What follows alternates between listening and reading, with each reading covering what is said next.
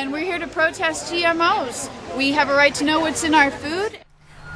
I am Ashley Spooner, and we are here at the Concord State House to march against Monsanto because Monsanto, the world's leading producer of GMO seeds, has got to come to an end.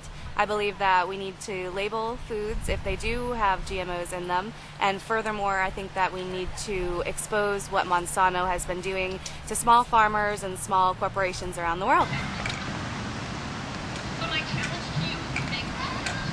Hi, my name is Gary. I'm from Deerfield, New Hampshire, and I'm here with my daughter trying to support the labeling of genetically modified foods. There's a bill in our State House right now. It's HB 660, and if you feel like your food should be labeled when they're genetically modified, I suggest you call your state senators and congressmen.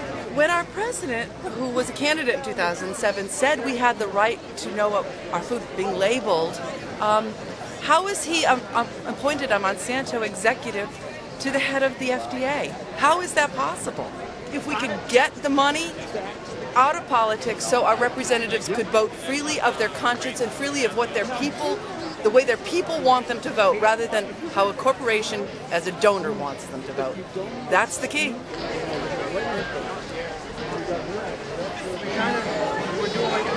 No more GMOs! Organic food's the way to go! We're not asking to ban them because we know that will get nowhere. My name is Maureen Mann. I am the prime sponsor of New Hampshire HB 660, which is the bill asking for labeling of genetically modified food. One thing we seem to object to is letting people have the right to know what's in their food. And that's what HB 660 is all about. There are kidney problems, there are allergy problems, there are autoimmune disease problems. But again, if we can't test them and we can't really get an idea of what's happening, we're never going to know, and we're never going to be able to prove it one way or the other.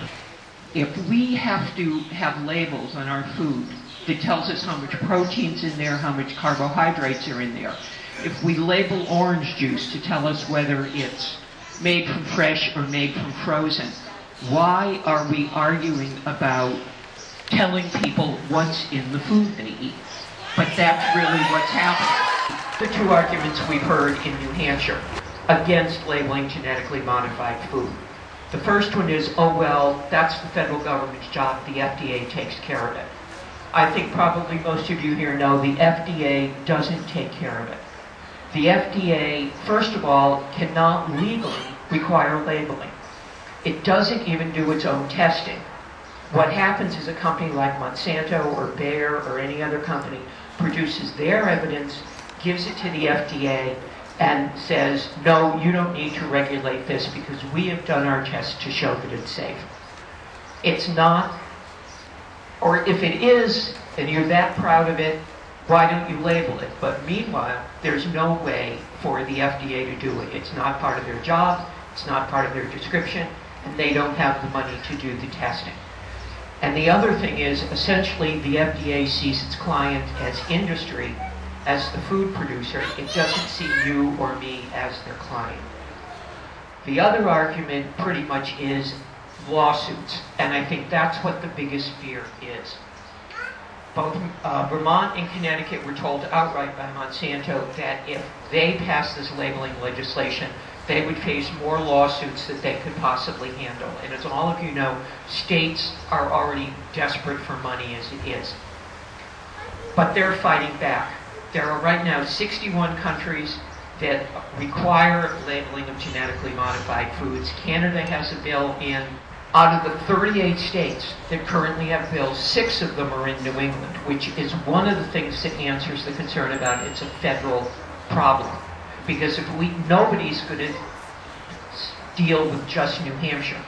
But if all 6 New England states have legislation, or 15 states, or 20 states, people are going to say, just as they do for the European Union, people who produce food in this country, for instance, like Hershey, write on the foods that they sell in the European Union countries.